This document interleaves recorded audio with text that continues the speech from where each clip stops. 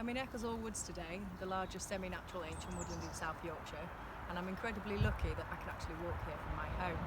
What I'm looking at here is some raspberries, and these have just started to come into leaf. You'll notice how bright green they are, so they really stand out from the background at the moment. So they look not dissimilar from blackberries, which have been here since last year. These are more or less evergreen, although they do die back over winter, but you can really see the difference in the leaves. It's very dark, and even the new foliage will also be relatively dark compared to this. The other differences is that this often tends to be slightly taller, although we've got quite a large shoot of bramble here. But if you look at the stems as well, you'll notice there's a heck of a lot less thorns on it. So that's another identifying characteristic. Whereas if you look at the bramble over here, it's the classic thorny bramble that snags your legs and ankles.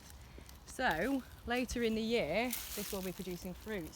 And bramble, blackberry typically fruits around about late July going into August, depending on how much light there is. So in shady areas like this, it tends to fruit a little bit later and perhaps ripens a bit slower. But these should be around from maybe June onwards, so it's well worth looking for raspberries in things like hedgerows and coppiced areas like this in the wood from June onwards. This is garlic mustard. It can be easily recognised by its shield-shaped leaf, also described as escutcheon-shaped. It's quite a broad leaf, quite rounded, but definitely shield-shaped. Garlic mustard, also known as jack by the hedge, as well as many other names, is actually quite tasty. It's a good one for foraging, and you can use it in salads or in soups as a bit of a flavouring. However, I wouldn't be foraging for this particular plant here because we're right by the side of the path in a very busy woodland, and I can be almost sure that a dog has been to the toilet here, so I won't be picking these ones. If I was though, I'd make sure that I only picked a few leaves off each plant. There's a good rule with foraging that you should never take more than 10% of the leaves that are available at any one time.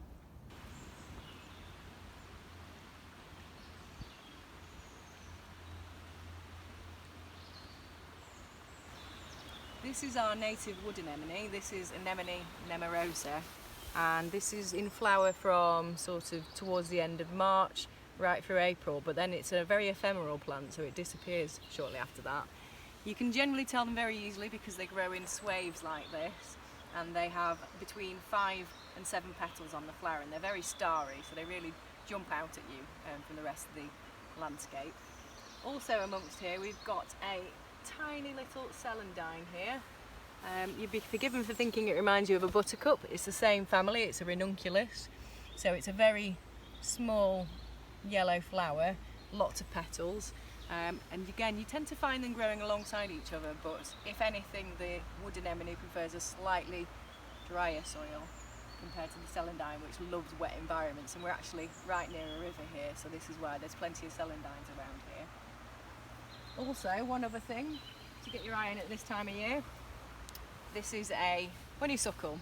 So here in Ecclesall Woods, honeysuckles don't flower particularly well, particularly in the shady areas, but come June time I would expect to see a few flowers on this.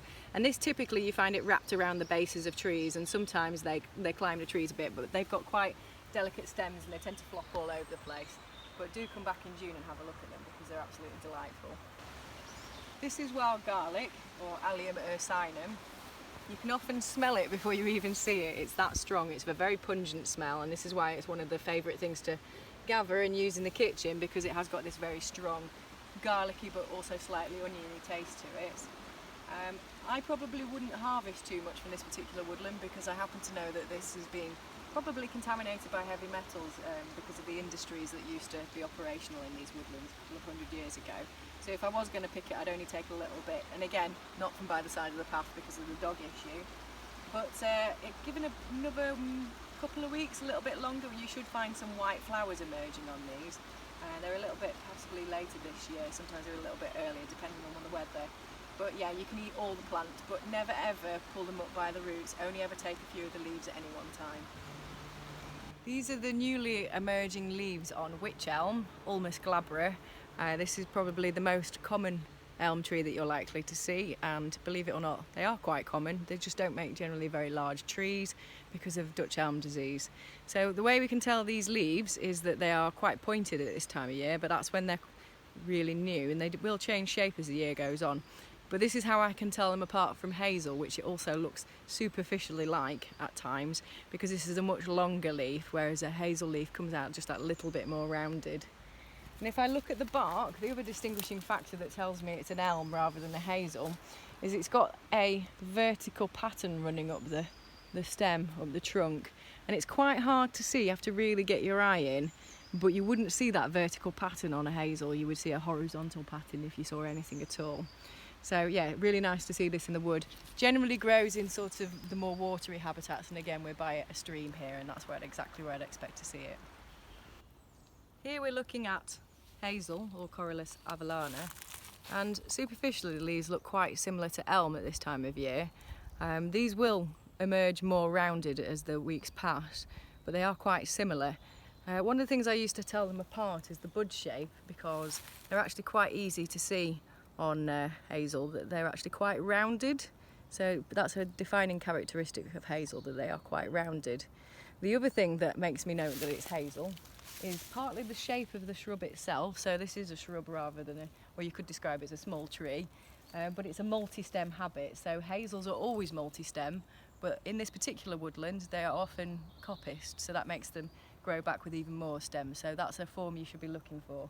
But also, if you look at the bark closely, you have what's called lenticels, which are little breathing pores in the bark, and they are in a horizontal configuration. And when you see that on a shrub-like plant, you're almost certainly looking at a hazel.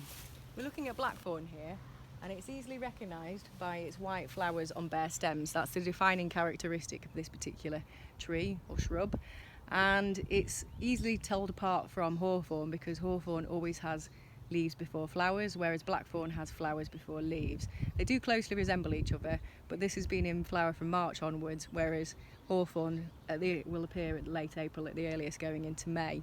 And despite the name, you'll notice there's actually not that many thorns on this twig, so they're not necessarily the best of characteristics to follow. It's the fact that it's flowers on bare stems that will tell you it's blackthorn every time.